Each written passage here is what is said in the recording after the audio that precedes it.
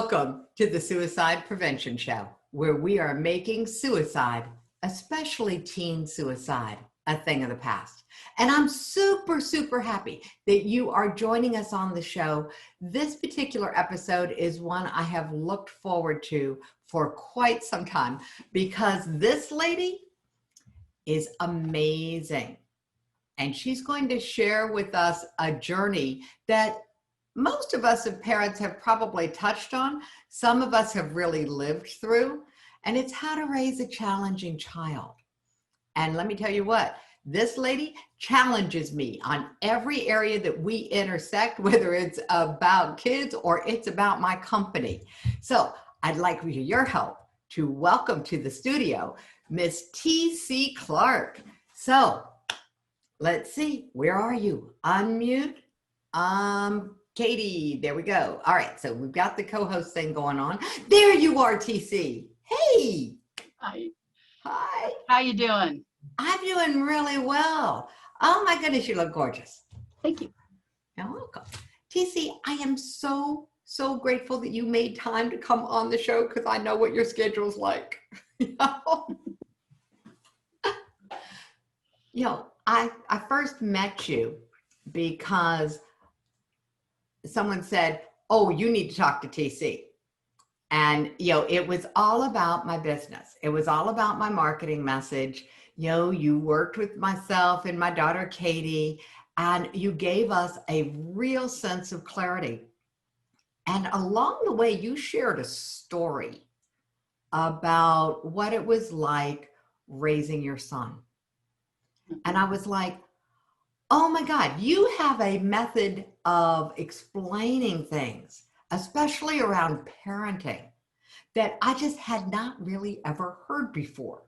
So knowing that that's part of the challenge, especially when we're talking about teen suicide and we're talking about what's in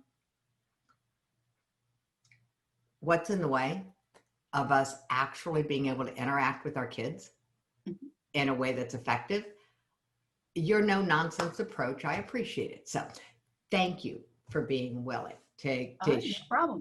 Yeah. So now tell us about the world according to TC. Okay, so first thing that I want to clarify is I'm talking about a willful child. If you have a child that is not in your face, that is not the child that I'm describing, you can use some of the things that I do, but not all of them. Okay, so the first thing I explain to everyone is I raised my son based on gravity. So you don't argue with gravity. You don't get, gravity just happens. All right, there's no fighting it. There's no arguments. There's no discussion, okay?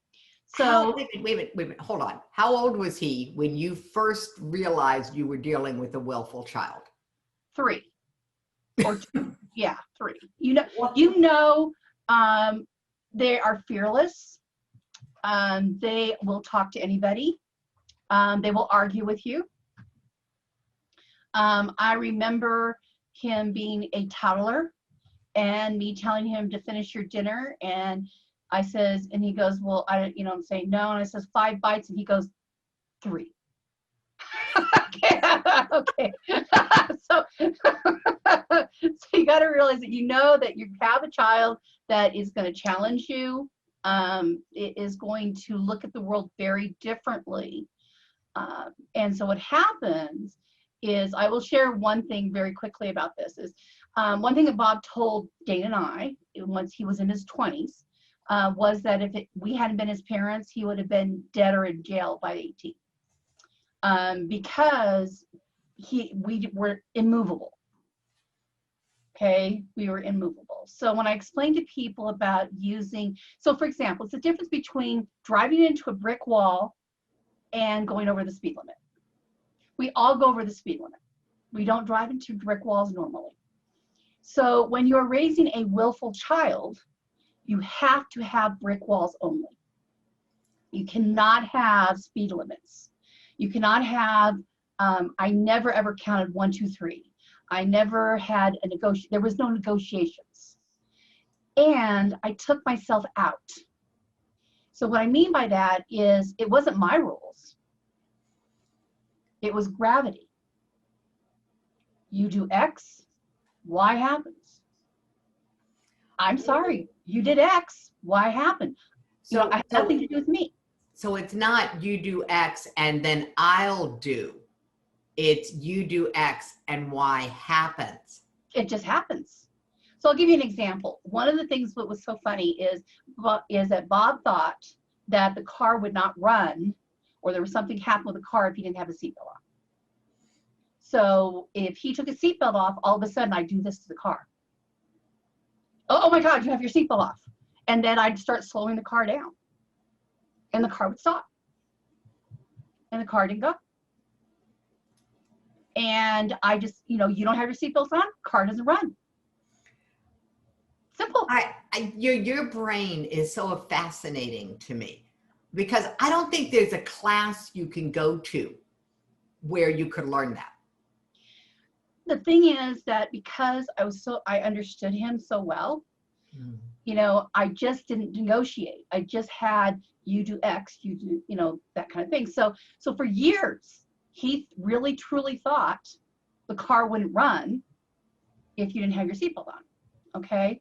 Now, one of the things that people will talk to me about is they'll say, well, what happens if other people have other rules? Do you follow? Because my friend can do this, but I can't. He'd come and say, I says, oh, he's not a clerk. I'm sorry. I'm sorry you're a clerk.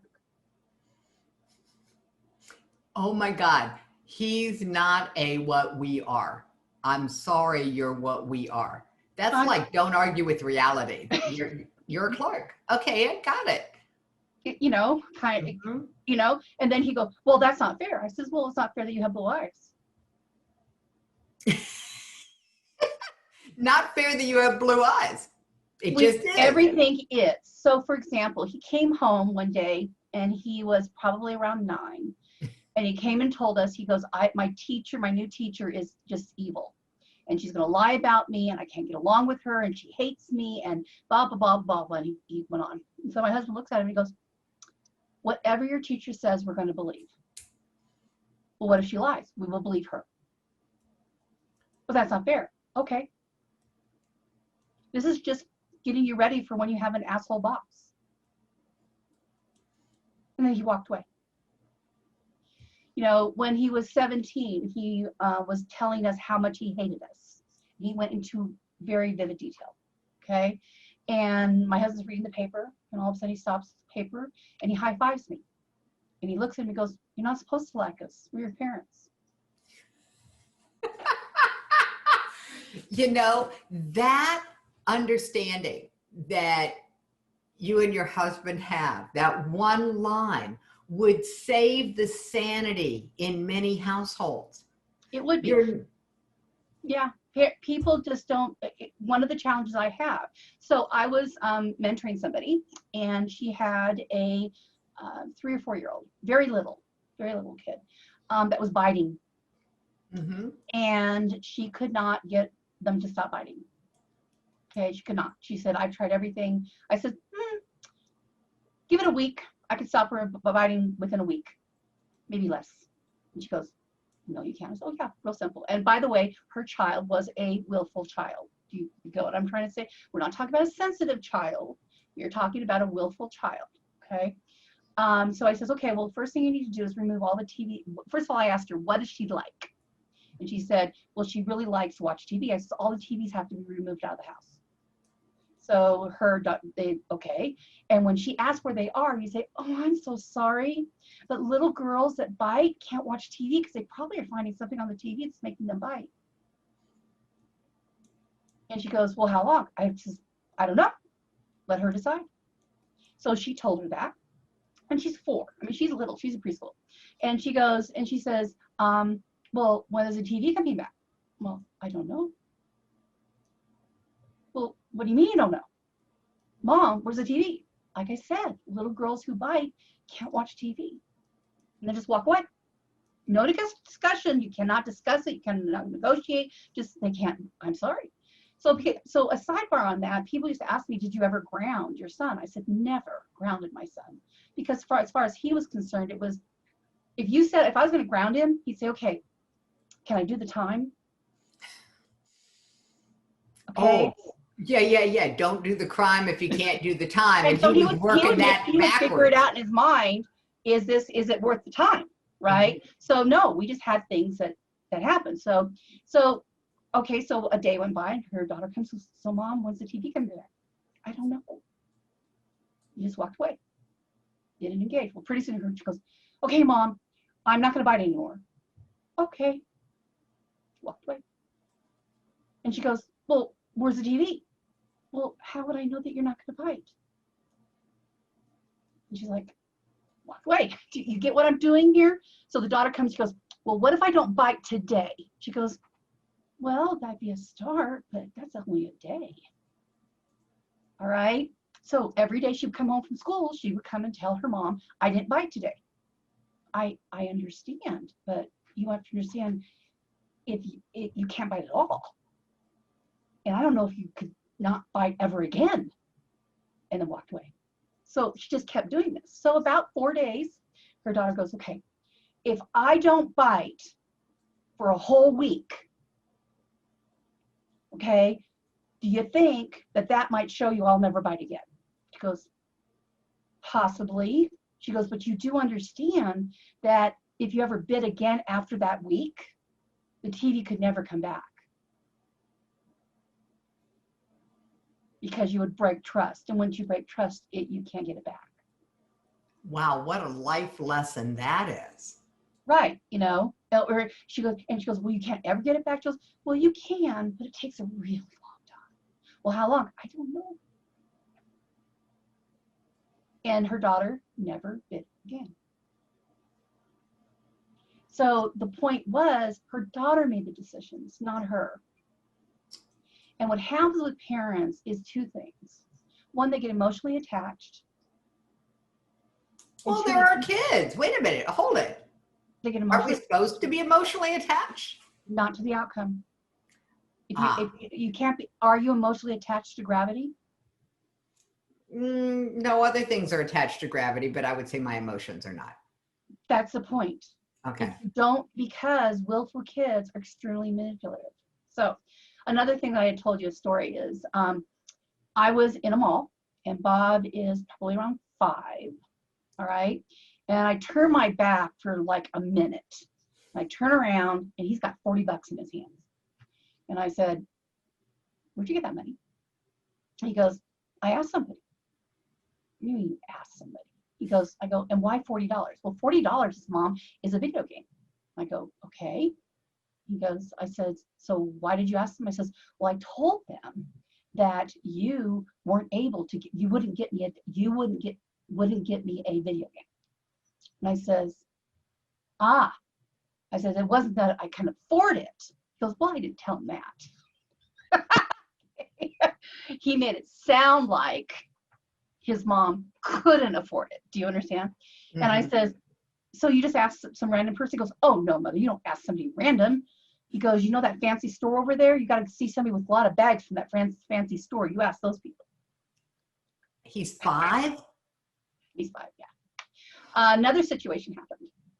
At the time, he was in 1st grade, and I worked evenings.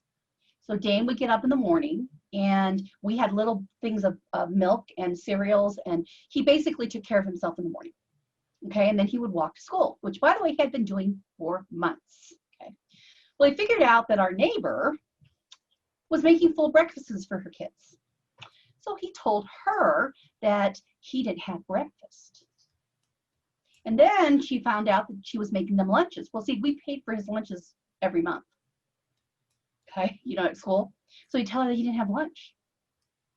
And then when he realized that I made him put his clothes away, and he realized that if he wore the same clothes and hid them, he was starting to wear the same clothes. Now, we didn't recognize this, right? And so she called Child Protective Services. So I get a call. I call up his teacher, and I'm freaking out because I'm thinking, oh my God. And I says, okay, Child Protective Services is going to call you. She goes, oh, they already have. And I go, okay. And she goes, well, I told them that that he was playing somebody. So when you have a brilliant child that knows how to manipulate the world, you have to have some very serious walls. So he wouldn't have necessarily had the idea that they would have called protective services, that his story would trigger that behavior. No, and at 6, he doesn't even know protective services exists. No, he didn't know that. What he knew was I could get a homemade breakfast every morning, plus have 2 lunches. Okay? And so here, I'm going to work that situation. And so so when you run into those kinds of things, you have to be really strict, and you don't negotiate. I have to ask, what was the gravity for that? I mean, okay, so the first gravity was that we figured out how much money that he had gotten away with, and it was we figured about $120, and which was, by the way, 3 video games, and he had to take $120 in cash out of his stash, okay, and go give it to her. And he's crying, and she's like, oh, I said, no, you don't understand. You just got taken. You just got conned by a 5-year-old. No, he was 8 at that time. You got conned by an 8-year-old. Sorry. Okay. So we made him pay her. Okay. Now, the other thing here's another one.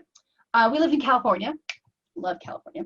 And he comes home, and he is about 11 years old, and he brings me the Children's Bill of Rights, which says we cannot spank him, which says that we have to feed him, and it gives me his list, right?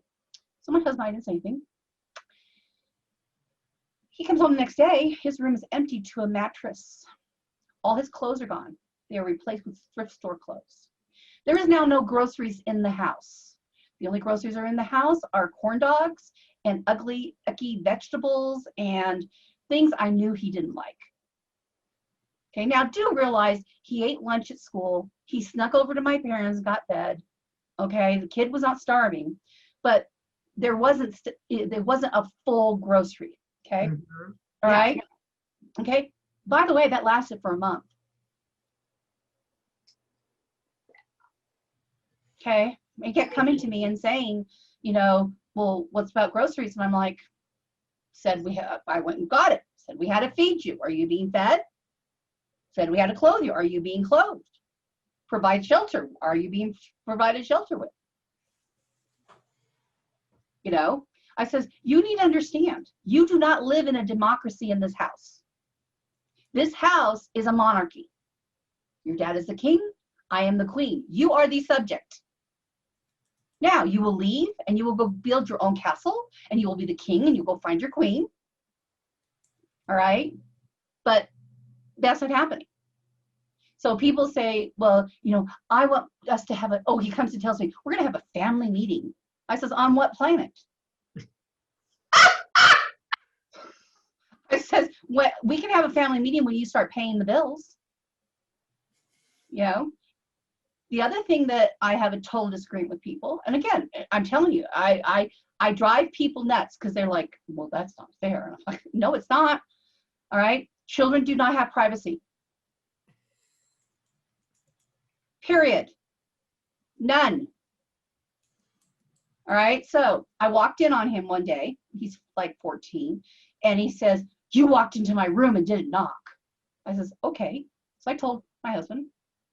My husband took his door, took it down. So about a week later, he comes and says, well, when's my door going on? He goes, well, number one, it's not your door. He goes, because that's my room. I own it. Okay. And it's not going back. And it was put on the day we moved. So he knew that when we said things, it wasn't a threat. It wasn't, So one of the things that was very important to me is to be able to go into a restaurant. So I started taking him when he was about 3. And so if he acted up, we left. Now and there was no warning. There wasn't like, if you don't behave, we're going to leave. I would just pick everything up. That's not acceptable for behavior for a restaurant. You're obviously not hungry. So he even did it at my dad's birthday party. Have a whole family there. He decides to start acting up. My husband and I start putting things. We paid the bill. And he's like, and my mom's like, and my mom gets up and my dad gets up and the family's getting up and they're all like, don't you dare. Oh my God, this is terrible. And I'm like, not acceptable behavior. We left. Now, the reason it sounds like I have a lot of stories, but I think these are years apart. Yeah. So what happens is when you do these things, guess what happens? They get it. They get it. I don't have to fight with him. Okay. So then he comes and tells me he's like 13, 14, and he says, well, I'm going to run away. You can't tell me what to do. I says, don't understand. We own you till you're 18. We're responsible for you till you're 18. Okay. He goes, well, I'm going to run away. You won't find me. I says, I will. I says, I'll be on the 5 o'clock news because I'm going to have robbed a bank with your picture. And everybody will see you. I'll be in jail. Okay, but you'll be back here. And there was a place in California that was in the middle of the desert. They didn't have any shoes. Staff, nobody had shoes because you couldn't leave. If you're in the middle of the desert, you're not leaving without shoes, right? And I had the pamphlet and I says, I'll be in jail. You'll be living here. The day you're 18, we will have a party. But until you're 18, we are responsible. And I will tell you, the only time that my husband ever lost his temper. Okay. So he pulled the alarm at the Boys and Girls Club, the fire alarm. And in California, if they hadn't caught it in time, we would have to pay. All right. So he comes back. I am upset. Right. I'm not happy girl. My husband's not upset. Then he asked him, he says, why did you do it? Well, somebody dared me. His father lost his temper. I'm raising a wuss.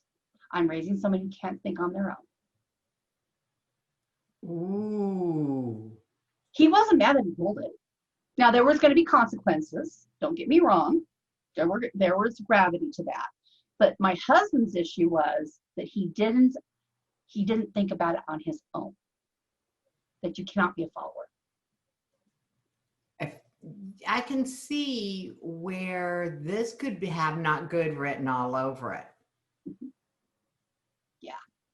The other thing too is when he went to school, first day of school, I'd walk into the teacher. Now this is back when cell phones weren't big.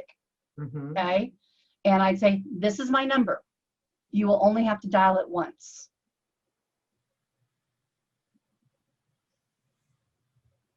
Only one time. You know, so he was getting into it with a kid at school. The kid and him were like tripping each other and, you know, kind of stuff, right? So I found the mom after school one day and I said, you know, let's just stop this. And I will tell Bob, he touches your kid again, he's dead. You tell your son the same and we'll be done. And she goes, oh, my son didn't start anything. And your son has been, has been talking back to teachers and principals and all this stuff, right? So I'm in school the next day. And I am at the principal and I'm hot. My son talked back to a teacher and I didn't hear about it. That is not allowed in our world. Okay. And the principal says, oh no, he would never do that. He had to go get his teacher to have the teacher look at me in the face and say he didn't do that, because that was like, no, you don't do that. You don't do that. So what people got to realize is, and they say, well, when do you stop? You don't. So he was 16, and in California, if you touch the bus driver while the bus is moving, it's a felony. It's a very serious thing, right? Well, Bob and the bus driver were kind of messing with each other, right? And Bob got on the bus and he touched him while he was driving. Now the bus driver didn't even want to, because he knew it was kind of his fault. Not really, but you got what I'm saying? Yeah, so, he kind of provoked it. He should have, you know what I'm trying to say. So I'm in with the principal. and the principal's trying to calm me down because all these parents, helicopter parents, you know what I'm talking about, okay? And I says, oh, he won't be taking the bus anymore. Well, it's 3 miles. I says, I know, he'll walk. And then Bob opens his mouth and says, you want me to call your dad? So he walked the rest of the year. Logical and natural consequences with a willful child have to be totally in stone, is what I'm hearing. The brick wall is a great analogy. Yeah, and they have to make sense. So the point is, you touched the bus driver. You knew you weren't supposed to touch the bus driver. You did. So now we can't have you on the bus. Natural consequences. Yeah. I mean, and compared to a felony charge, you know, this was a milder consequence, actually. It was. And Last one. The other thing is, then he got, he was 17, got involved in got accepted to a great computer class. Well, he decided to see if he could hack it. So he hacked the test just to see if he could. Okay, I get a call. School's freaking out. All right. And they're freaking out because if anybody finds out, they'll lose their funding for this particular program. All right. So the consequences of that, and by the way, he's 17, okay, was he could not be at a computer until he was 18. I had to drive him to school, pick him up. He had to come, and it wasn't grounded, but you had to be next to me because I couldn't know that you couldn't go to a friend's house, because how would I know that there's not a computer there? You couldn't go to the library. You couldn't go anywhere. Okay, and that was like 2.5 months for him to be 18. And I literally, we were on, you know, so like when some person says, well, you know, like I told him, I said, you ever ditch? I go to school with you for a week with bunny slippers and hair and curlers.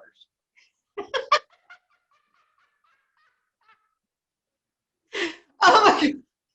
You know, that's a logical consequence. Nature did not put a consequence there, so you did.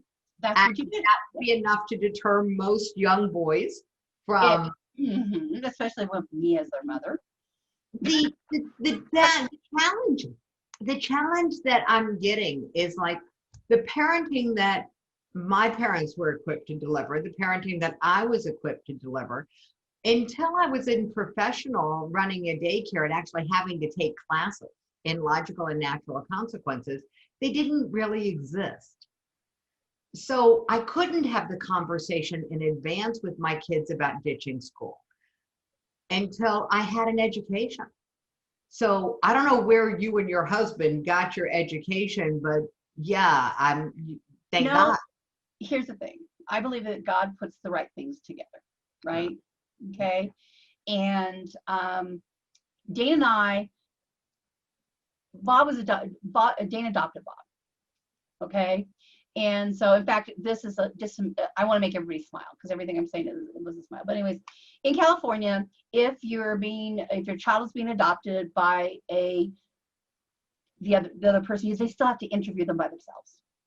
So he comes out and he's like 5, 6 years old, and he goes, Mom, would you tell him to stop asking me stupid questions?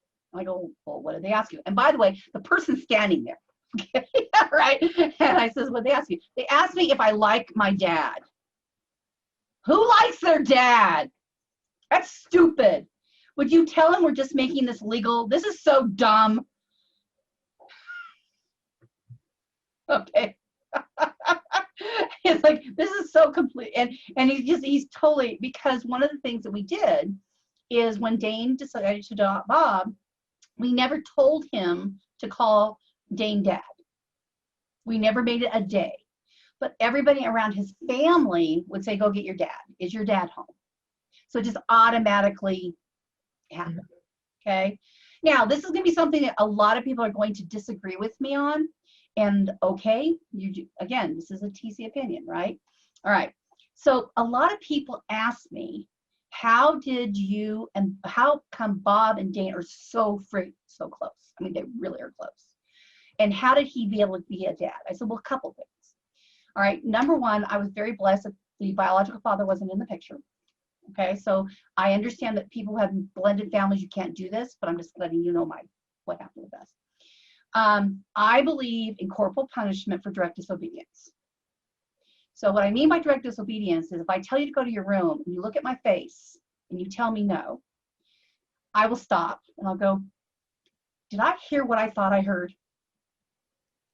Because teenagers will mouth off, right? And I'll just say, did I hear what I thought I heard? You didn't say no that you weren't going to your room, did you? I just want to clarify, okay? If they said no again, I don't care if they're 4 and I don't care if they're 16, I will beat your ass and you will go to that room. Okay? Only for direct disobedience. So, and people look at me and they go, well, I said, you don't get it. With a willful child, there has to be something there. If you're going to ground them, if you're going to tell them, there's nothing that's going to let them understand that you don't do direct disobedience.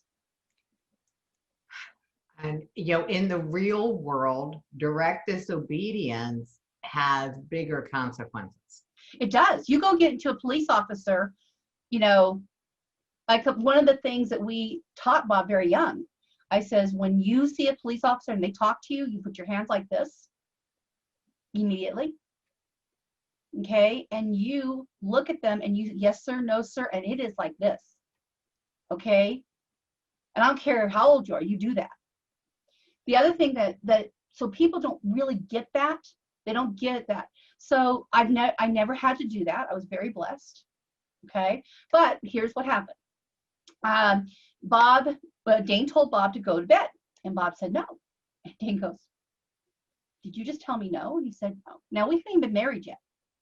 Okay. About 2 months before we got married. So Dane went and paddled his butt. Wop, wop. And Bob ran up to his room. So Dane, I had been at the grocery store. I come back and Dane goes, and so Dane went and get the groceries. So Bob comes to me and goes, Dane spanked me. Oh, I grabbed a spoon and I went, whap, whap, whap, whap. And he was so shocked, he didn't even cry. And he goes, I says, obviously you didn't do it hard enough or you would be telling me about it.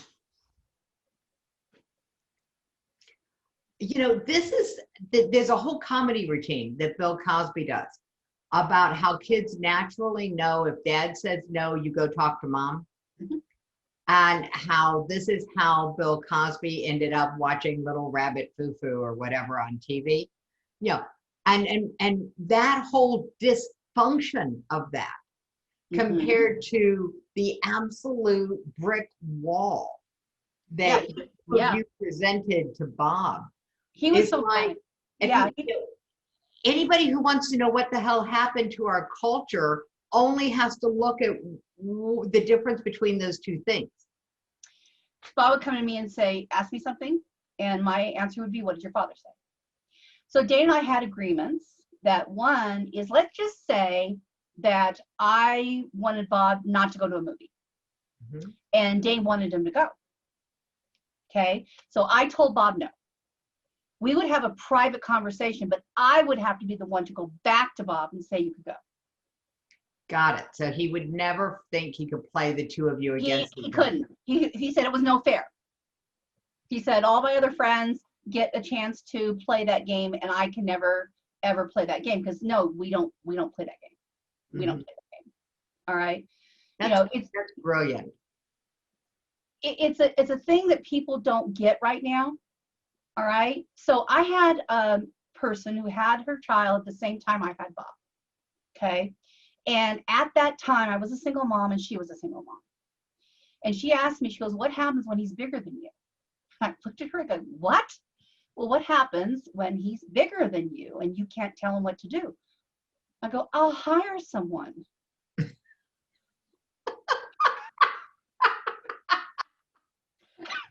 She wasn't, when her son got to be a teenager, she was afraid of him.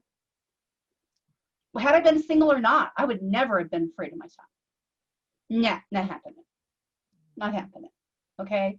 So people don't really get it. Another thing that happened too is in my world, I'm raised Italian. And by the way, my dad adopted me. And Dane adopted Bob. Okay. But the thing was that he's Sicilian, 100%. Okay. So women are on a pedestal. So if a woman is walking down the street and a man is walking down the street and the woman's carrying a package, there's an assumption that there's something wrong with the man. Okay, if they're walking together and the woman's carrying it, the assumption is there's something wrong with the man. Something's wrong with him. Got Okay? it. All right. And I remember when I was very little, you know, when I was younger, my brothers being shoved up against the station wagon, my dad yelling at my mom to go get pink barrettes and dresses because my brothers did not empty out the car for my mom. And they were 6 and 8. And my brother says, it's too heavy. He goes, I don't care if you take one thing out at a time. Your mother does not empty out the car. So one of the things I will tell people that when you have a willful child, the most important thing that you need to get into their heads is a couple things. Number one, polite. So Bob had, and another, let me just stop something. I'm running out of time, so I want to make sure a couple things. Number one, this is most incredible, so everybody needs to listen to this. I had somebody come to me that is my age, said, I have ADHD. I don't know what I'm going to do. I just am so upset about it. And I just don't know. I tried this medication. And I looked at her and I go, that's your superpower. She goes, what are you talking about? Well, Bob was raised and he has it way off the charts. Okay. That is his superpower. Now, if Superman comes into your house and he is not careful with his superpower, he will break your furniture. All right. He was never, ever allowed to come and tell me, well, I have ADHD and I can't. It's your superpower. I have it. All right. So people who are making it like, well, you poor thing. No, it's your superpower. It's how you frame it is the most important thing. Okay. The second thing is polite. Okay. So I remember Bob was, a lady went and opened the door in front of Bob, okay, and Dane grabbed him. And by the way, another thing is when they have ADHD, you must touch them when you talk to them because they will not hear you, okay? So he grabs him and he says, is your arm broken or do I need to break it for you? So he knew to open up the door. The lady we were at a restaurant one time and a lady comes up, talked to him, he didn't stand up. My husband flipped his chair. Okay, it is inbred in him. Yes, ma'am. No, yes, sir. It is so inbred in him. So now he told me, he says, that saved me because I don't understand social cues. But because I'm so polite, people give me a lot of grace. So you have to let them know that polite. The other thing is, and this is for boys, because I tell people you got to raise boys right. Okay. Now, in my household, and it's funny because this was in Dane did the same thing. He didn't even realize it. Okay. My husband is 6'1". He's 270. Okay. When he was a teenager, he weighed 200 and he was the same size, like 18. And his sister was telling me his mom's 5'1", tiny little thing, right? And Dane, and she's yelling at him and she's poking at him. And he's like this, yes, mom, yes, mom, yes, mom. So we were raised, the boys were raised that if you talk to a female and you are upset at all, you must have your hands open like this. Okay, and the reason is you're telling her she's safe. And if you happen to lose it and you go like this with your hand, do you know what I'm trying to say? So it is very strict in, you cannot make a fist. You must have your hands open. It's okay to be upset and be mindful. Yes. And you're letting her know she's safe. Mm-hmm. Oh my God, okay? What a gift that is. So in our world, for a guy to hit a female, okay, they are ponscum. We are talking the world is ending, okay? And I remember Bob was 2 and he hit me in front of my dad. You know the toddler thing? Mm-hmm. My dad grabs him, throws him up against the wall, his feet are dangling, and he goes, Diocrates, do not hit women, and you never touch your mother. And I mean, he pissed his pants. I mean, he was scared because my dad was intense. So as he gets older, he comes to my dad and he says to my dad, he goes, what if she hit you first? And my dad said, well, if you're not man enough to sit on her while you call 911, you're not a man. There is no ever, never do you ever touch a female. Doesn't mean that there are not consequences of somebody hitting you, but the consequences are the logical consequences. You call the police. You don't allow her to hit you. Mm-hmm. Okay, you're not to be the victim. All right, but men do not hit women.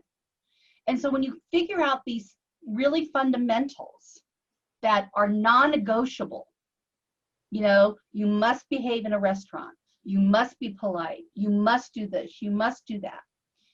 The more that you do those things, it helps them later. He had a great relationship with all his bosses because he knew. You know, these helicopter parents just drive me crazy. I could not imagine if he got fired, I'd be okay. You know? So for example, last thing, here's another thing that was really interesting. In-N-Out Burger, everybody's familiar with them, okay? Well, if they've been to California, they're familiar with In-N-Out. Okay, if you've been to California, you know who In-N-Out Burger is. At the time, and remember, Bob is 35, so this is over 20 years, about 20 years ago. He wanted to work there. And they do not hire, at the time, did not hire people under 18. And he was 16. And I told him, I said, show up every Tuesday, okay, like clockwork. He did for 6 months. All right? And he got hired. The amount of consistent behavior having positive results. If there was anything that I get from listening to you, it is that consistent behavior on the part of the parent leads the kid to a basic understanding that consistent behavior matters. And so this is really quite the conversation, TC, and I super, super appreciate it. I get that raising a willful child leads to you having some amazing stories that you had to live through before they became stories. You know? Yeah. And people say, well, are you just not emotional? I says, yes, I am. I'm not telling you there wasn't emotion behind the door. I just don't let him see it. You didn't let it become a weapon. Your emotions were never permitted to become a weapon in his hands. And you know, my background is I ran a daycare. I would have parents bring kids to me who I knew at home, the kid was running the show. You know, I had a couple of willful kids in my daycare. They are the ones who got me into reading books. There's a great assertiveness training book. This is not a parenting book. It's an assertiveness training book. That's when I say no, I feel guilty. And it's the cure for that. In any kind of business situation, any kind of negotiation. If I had not read that book before I had to deal with this kid, you know, where I had the at least understanding of some basic strategies like broken record. Yeah. So I want to tell you a little bit about that. So a lot of people ask me, and I say, you don't engage. So your kid comes to you and says, I need the, hey mom, I want the keys to the car. No, not going to work. Well, why not? Not good night for me. Well, why not? Just not. Well, I'll be safe. Okay. You don't engage. If you engage with a willful child, you will lose. They are a way better negotiator than you are. You know, I'm realizing that I raised some willful children. And the night that my daughter, and to my chagrin, I know what I said to her that night. I know what I said. What I didn't do was take the keys back for my car. And she drove on a road that I had said she didn't have enough sense to stay off of in the snow. And that's the road she chose that night. And she spun out and took out a fire hydrant. I'm grateful she didn't take out her. Totaled my car. I had consequences for not being able to apply gravity. You know, for not being, at that point, I didn't have the skill to be a brick wall. And I have my names for it. People who train with me know I call it the ballpark. You know, my own ability to be able to do this now for my business, for my adult kids, for my grandkids. This is an ever expanding skill set. I have to really work at, TC. And I so appreciate your just unapologetic approach to this was the way to parent a willful child so that the child survives.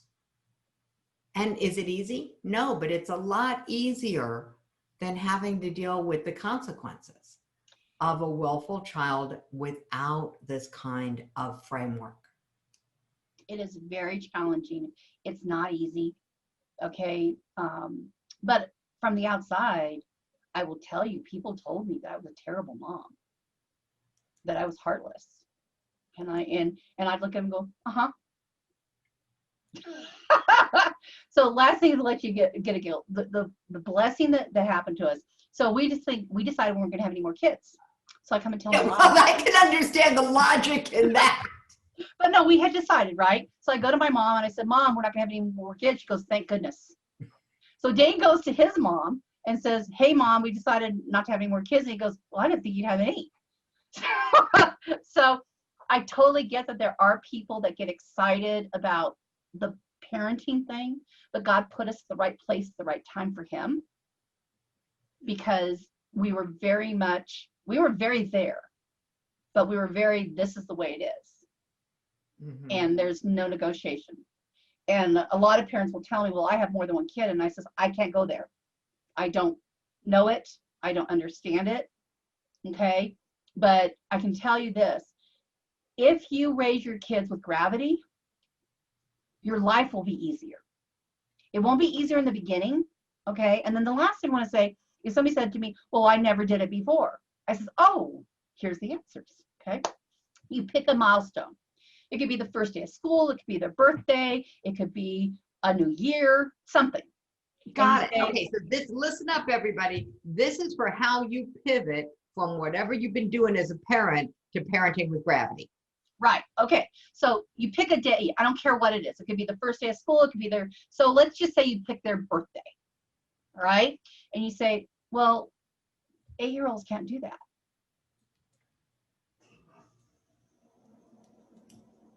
You could do that at 7, but you can't do that at 8. Okay. Oh, well, that was 2020. 2021's this way. Oh, that was for 3rd graders, but 4th graders, this is how it is. Now, it'll take you a little bit more time to let them really believe you, but you have to pick a day and not move. Because if you move after that day, you just told them gravity doesn't work. It's not gravity. You know, what's interesting is that these processes, some of them are laid out in a book called The Bully Vaccine. You know, they're explained in when I say no, I feel guilty assertiveness. Jennifer Hancock did a brilliant job of explaining how to be bully proof. And there's one little place in there where she says what to do if your kid is the bully. And what we're talking about is the willful child can easily become a bully and a tyrant if they don't have a framework that holds the line. You know, it's a really escalating scale. And what you just described is in the bully vaccine as from the psychological point of view of escalation. If you're trying to like get out of an abusive relationship, you know, and you have this thing, you know, no, I'm not, that's not the way it is. That's not the way it is. And it's going to escalate to try to force you to get a reaction.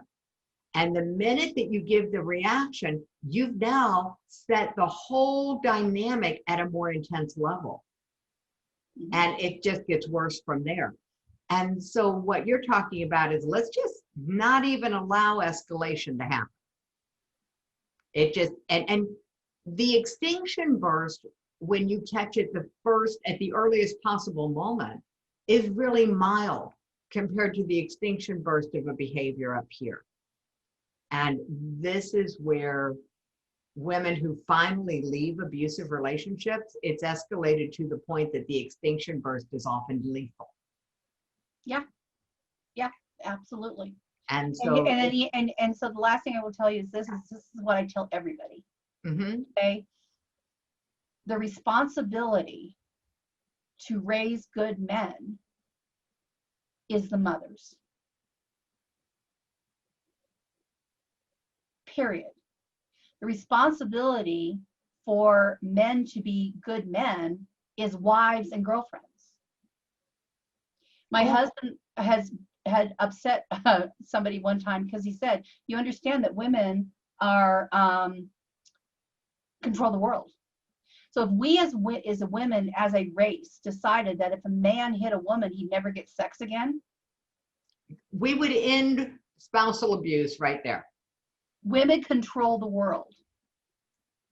You know, so if anybody needs to get a hold of me and they want to talk to me privately, you can.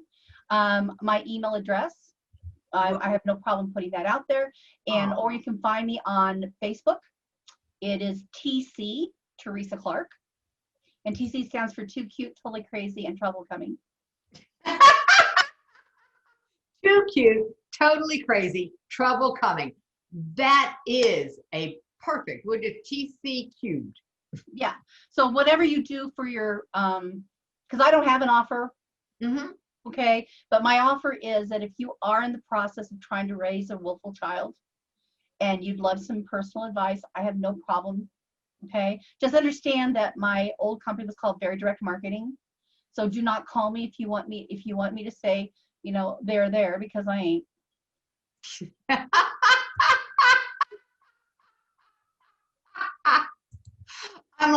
I'm just like, oh, that is so TC. Okay. So what we're going to do is we're going to grab your email and we'll put it in the show notes. I'm getting it right now. And we will make sure that people have it. Yeah. This is And have her use the one at tclovescats@gmail.com. Okay, so not the one that I have then. Nope. I'm on my personal. All right, TC Loves Cats. I will type it right now. Katie got it. TCLovesCats@gmail.com. Katie got it. She was on it. All right. Yeah. All right. Yeah, I've got the world's best support in the world. Okay, so in the show notes, if you're watching this later, if you're watching the recording, if you're listening to it, the show notes are there and you'll have the email address. TC, that is a very generous offer. I know that you have one of the most giving hearts in the world. Thank you. And that the very directness is something that is so refreshing. And I greatly appreciate your time today. Thank you very much. All right, you guys have a fabulous day. We will.